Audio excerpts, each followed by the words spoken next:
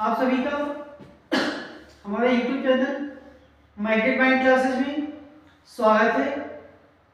और जो पॉलिटी की जो सीरीज चल रही थी उसमें हम लोग आज बात करेंगे पॉलिटी एमसीक्यू डे 7। हम लोग पढ़ेंगे आज पॉलिटी एमसीक्यू डे 7 के टॉप 5 क्वेश्चन। तो देखिए फर्स्ट क्वेश्चन क्या है, और अगर ऑप्शन कुछ ऐसे मिल जाते हैं जिनकी व्याख्या करना उचित है तो उनकी व्याख्या भी की जाएगी, आप लोग नोट करते रहे। फर्स्ट क्वेश्चन, मुख्य चुनाव आयुक्त की नियुक्ति की जाती है। क्या क्वेश्चन पूछा गया है कि जो मुख्य चुनाव आयुक्त होता है उसकी नियुक्ति किसके द्वारा की जाती है, तो उसकी नियुक्ति किसके द्वारा की जाती है। ऑप्शन दिए हैं, लोकसभा के द्वारा की जाती है, राष्ट्रपति के द्वारा की जाती है, प्रधानमंत्री के द्वारा की जाती है, या जो सर्वोच्च न्यायालय का जो मुख्य न्यायाधीश होता है उसके द्वारा की जाती है। तो क्या होगा इसका करेक्ट आंसर, चलिए डिस्कस करते हैं। तो जो मुख्य चुनाव आयुक्त होता है इसकी जो नियुक्ति होती है वो की जाती है राष्ट्रपति के द्वारा। याद रखिए आप लोग, जो मुख्य चुनाव आयुक्त होता है उसकी नियुक्ति किसके द्वारा की जाती है, तो उसकी नियुक्ति की जाती है राष्ट्रपति के द्वारा की जाती है। और अगर आपसे कभी ये पूछ लिया जाए कि जो प्रथम मुख्य चुनाव आयुक्त कौन थे, तो क्या नाम आपको लेना है, तो सुकुमार सेन, ये आपके प्रथम मुख्य चुनाव आयुक्त थे। तो इसे भी आप लोग याद करें। इसके साथ साथ ये भी याद रखना है कि जो मुख्य चुनाव आयुक्त होता है उसकी नियुक्ति किसके द्वारा की जाती है, तो उसकी नियुक्ति राष्ट्रपति के द्वारा की जाती है। याद रखिएगा इस क्वेश्चन को। क्वेश्चन नंबर 2 देखते हैं। सेकंड क्या है, क्या कह रहा है, भारतीय संविधान की अनुसूची में 3 सूचियों का प्रावधान है।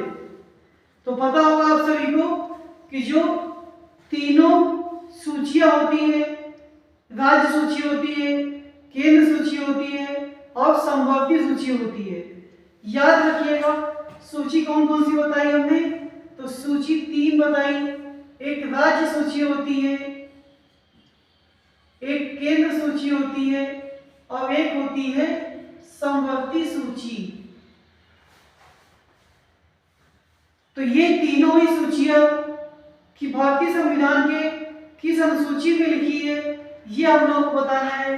तो इसका करेक्ट आंसर 7 होगा।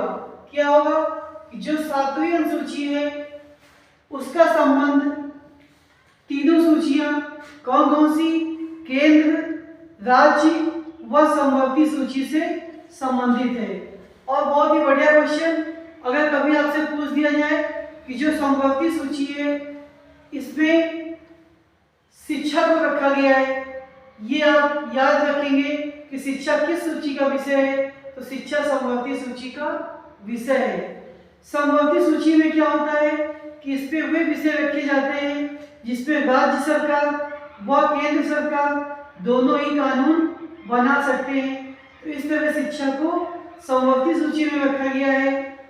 और ये तीनों ही सूचियां किस अनुसूची के अंतर्गत आती हैं, तो याद रखेंगे आप लोग 7 अनुसूची के अंतर्गत आती है। और मैं हर एपिसोड में बार बार रिपीट करता हूँ कि जो मूल संविधान था 8 अनुसूची थी, 4 अनुसूची बाद में जोड़ी गई है। तो इस तरह से वर्तमान में कुल 12 अनुसूची है और उसी 12 अनुसूची में ये जो बात की जा रही है, क्या कह सकते हैं इसको, जो अनुसूची की बात की जा रही है कि राज्य, केंद्र व समवर्ती ये 7वीं अनुसूची के अंतर्गत आते हैं। क्वेश्चन नंबर 3, भारत में राजनीतिक सत्ता का प्रमुख कौन है। बहुत ही बढ़िया क्वेश्चन है आपके लिए। हमें ये बताना है कि जो भारत की राजनीतिक सत्ता है उसमें प्रमुख कौन होता है। क्या वो जनता होती है, संसद होता है, राष्ट्रपति होता है या फिर प्रधानमंत्री, चारों में से कौन हो सकता है राजनीतिक सत्ता का प्रमुख। तो इसका हम लोग संज्ञान कहाँ से लेंगे कि जो भारतीय संविधान की प्रस्तावना होती है वो शुरुआत होती है हम भारत के लोग। कहाँ से शुरुआत होती है? हम भारत के लोग। तो इस तरह हम लोग क्या कह सकते हैं कि जो भारत में राजनीतिक सत्ता का जो प्रमुख होता है वो जनता होती है। इस एक सेंटेंस से हम भारत के लोग, प्रस्तावना इसकी जो लिखी गई है इसी तरह लिखी गई है, यहीं से शुरुआत होती है। इसलिए ये माना जाता है कि भारतीय संविधान में जो राजनीतिक सत्ता का स्रोत है वो मुख्य रूप से कौन? जनता ही है।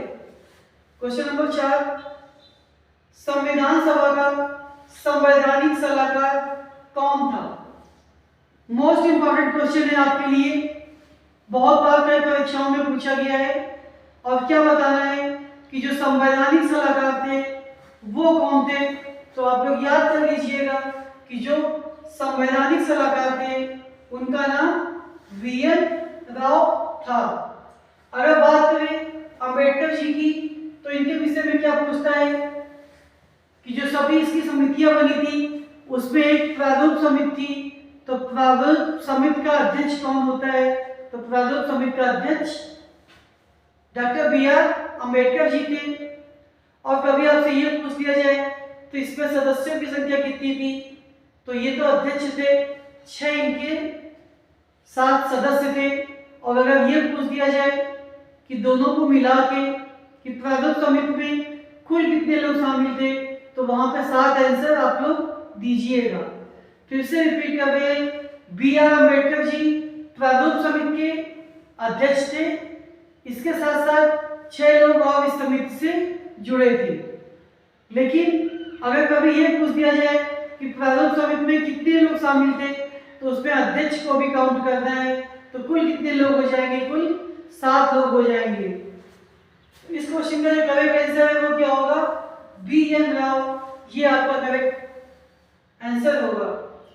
क्वेश्चन नंबर 5 पे आते हैं। क्या कह रहा है कि जो समाजवादी शब्द है वो उद्देशिका में किस संविधान संशोधन के अंतर्गत जोड़ा गया है? ध्यान दीजिएगा कि जो समाजवादी है ये शब्द उद्देशिका में कब जोड़ा गया था? 42वां संविधान संशोधन था, 44वां संविधान संशोधन था या फिर 86वां संविधान संशोधन था? तो क्या होगा इसका करेक्ट आंसर? उसके पहले आप लोग गेस करें कि इसमें आंसर वही होगा जिसे हम लोग मिनी संविधान कहते हैं। अब आप लोग आसानी से इसका आंसर बता सकते हैं, जान गए होंगे कि भारतीय संविधान का मिनी संविधान संशोधन किसे कहते हैं? तो वो कहते हैं 42वें संविधान संशोधन को। और इसी के अंतर्गत जो आपकी उद्देशिका थी इसमें पहली बार संशोधन किया गया था। और इसके साथ साथ भारतीय संविधान की जो उद्देशिका है उसमें अब तक कितनी बार संशोधन किया गया है? तो अब तक केवल 1 बार संशोधन किया गया है। और अगर बात करें कि इसमें जो शब्द जोड़े गए थे कौन कौन से, तो एक तो समाजवादी यहाँ पूछ दिया गया है। इसके अतिरिक्त आप लोग याद रखेंगे जो अखंडता शब्द था वो जोड़ा गया था, पंथ निरपेक्ष शब्द जोड़ा गया था। तो ये सब 42वें संविधान संशोधन के अंतर्गत जोड़े गए थे।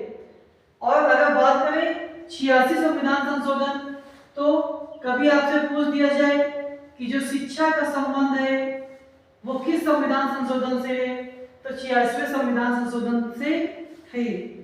ये थे आज के टॉप 5 क्वेश्चन पॉलिटी के। इसी के साथ आप सभी को धन्यवाद।